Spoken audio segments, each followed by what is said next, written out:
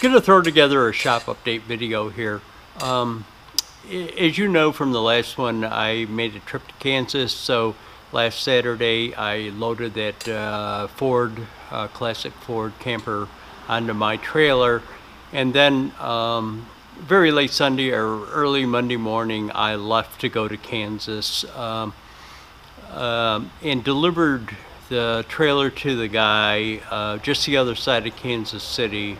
When I say just the other side, it's like 30 miles the other side of Kansas City. I delivered it to him Monday afternoon, early Monday afternoon. Spent some time there with him, and then came back part way. I went past Kansas City, so it would have been part way between Kansas City and St. Louis.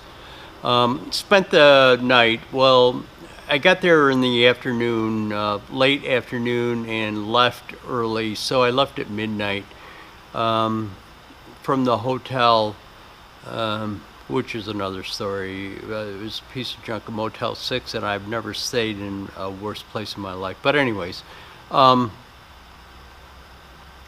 I shouldn't say I've never stayed in a worse place. I've stayed in a lot worse places than that, but it was the owners or the runners of that motel that gave it a bad name. But anyways, so then I came back, got back into New York on Tuesday around noon. Had to deliver some money to the guy that I picked the camper up from, and part of the payment from the guy from Kansas, and so I got that all taken care of. The other thing that I'm going to tell you, and I'm not going to tell you any details about it, but Adam Booth contacted me, and I might be doing something for him. So, but I'm not going to, again, I'm not going to give you details about it. Let him explain in his videos about it. But anyways, there's a possibility I might be taking something for Adam down to Florida.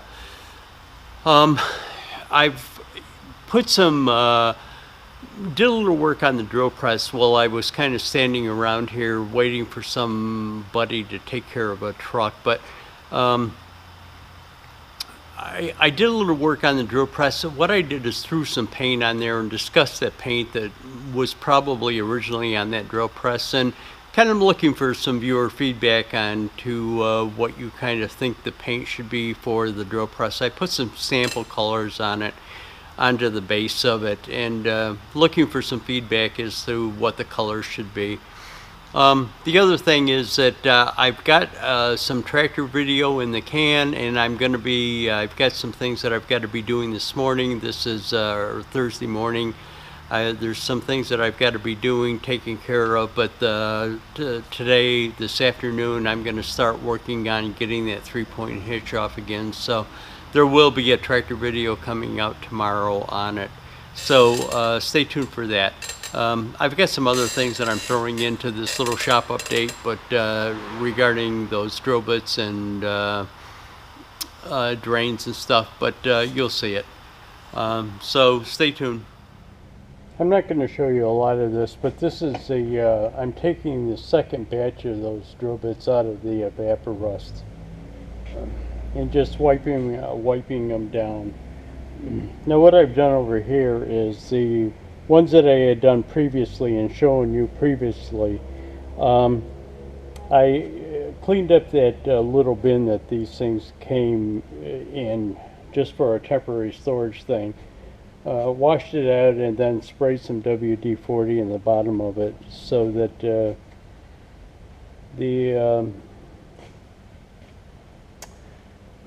it would have some lubrication or oil in that thing to prevent it from rusting if there was any moisture left in there from me washing it out. But what I'll do is I'm just taking these out of it, laying them over on the bed of the mill to kind of dry out, get the rest of that evaporust off of it. And I'll bring it back and show it to you when these are all done. So here is the second batch of drill bits that I just took out of the evaporust.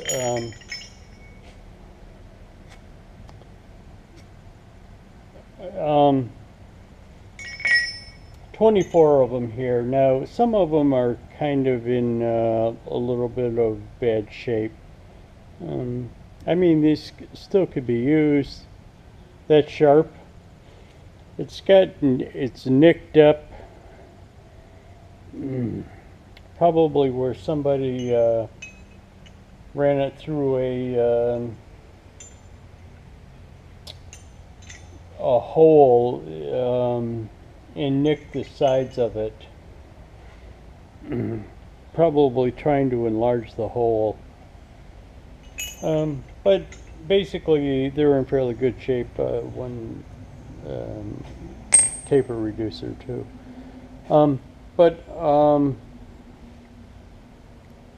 Again, I'm just going to throw them in the box for right now. I don't even know what size tapers they are, so that'll have to be worked out when I get them ready to start using them or start getting them in order and figuring out what I have as far as taper reducers and what I'm going to need. But I'll bring it back. Just the final shot. That's it.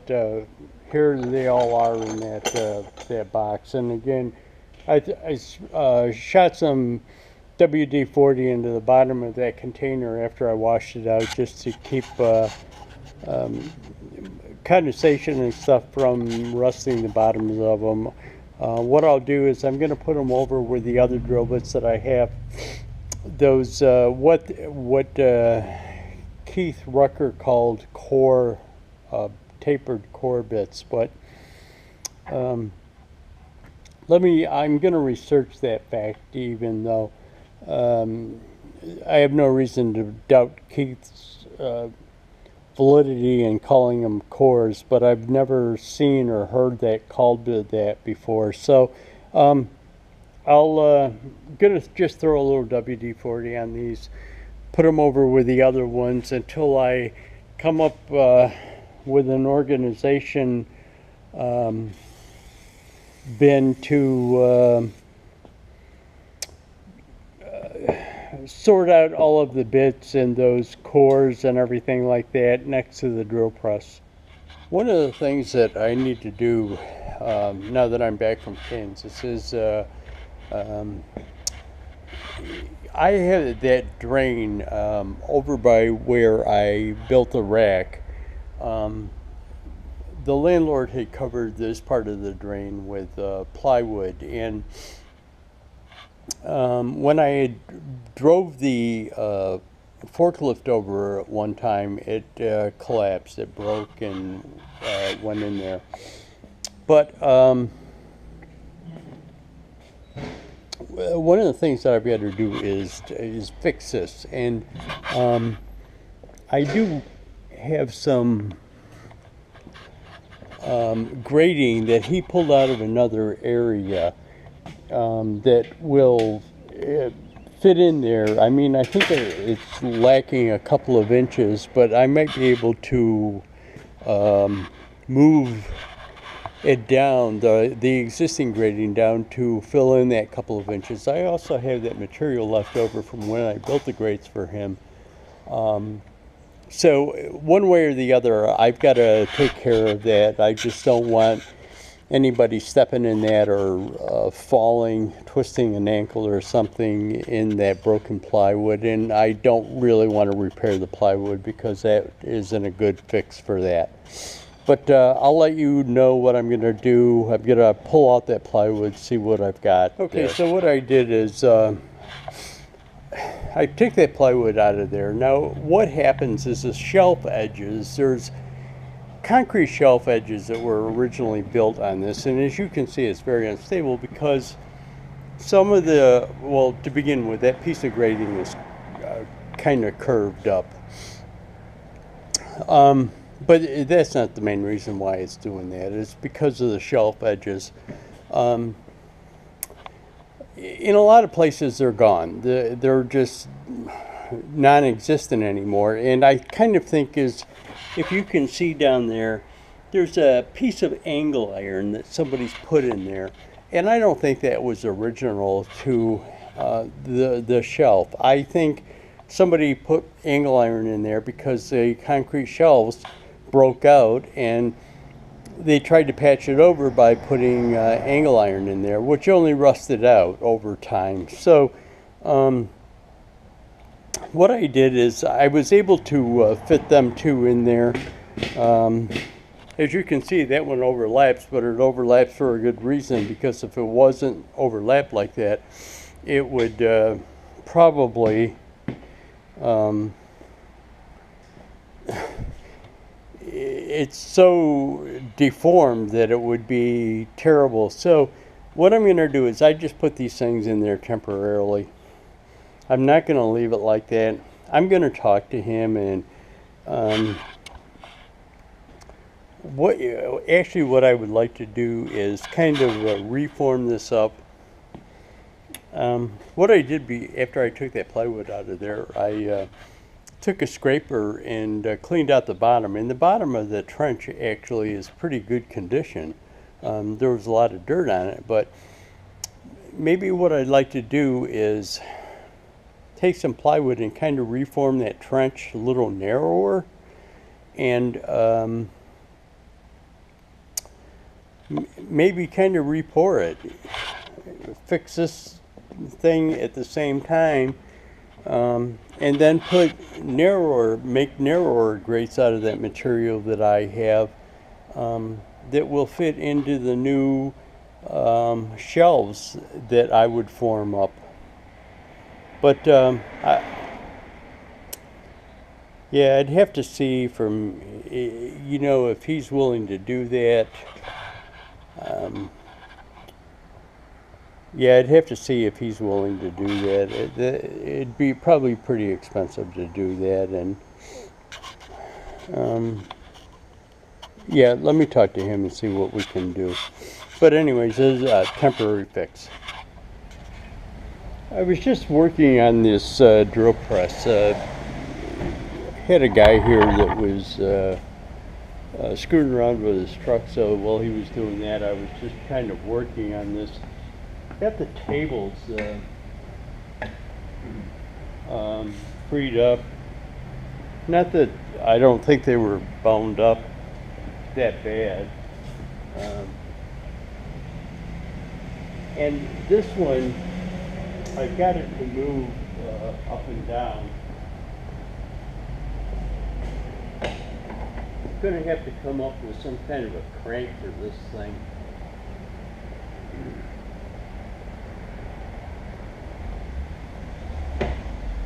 Probably like a crank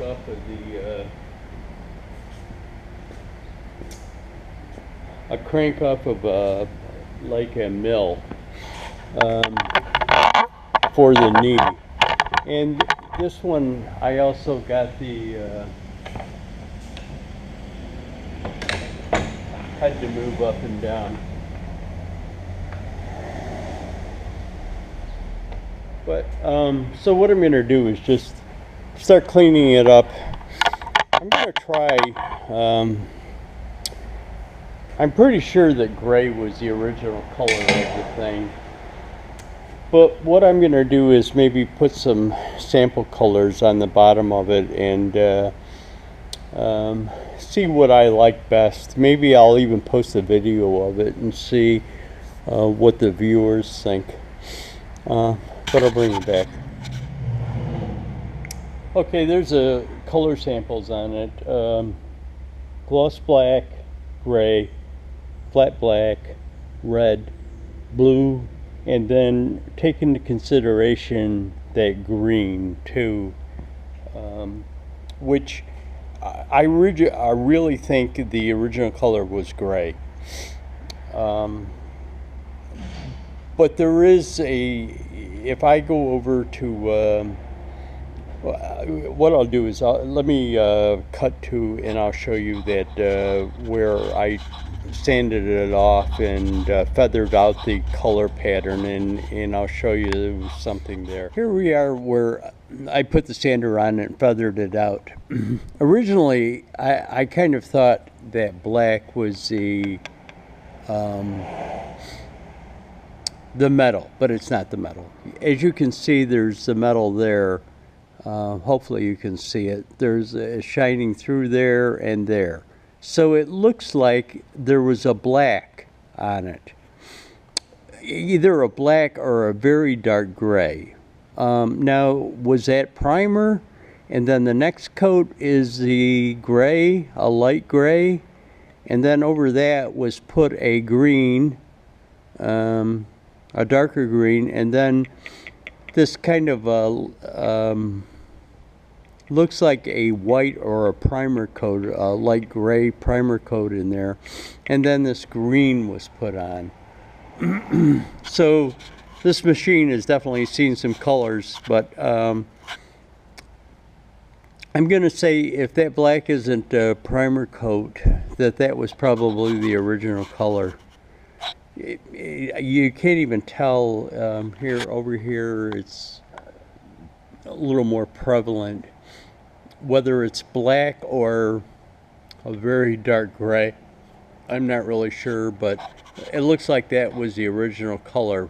Now, whether that's a primer or not, and then that gray coat was the original color. But give your opinions in the comments as to what color you think I should paint it.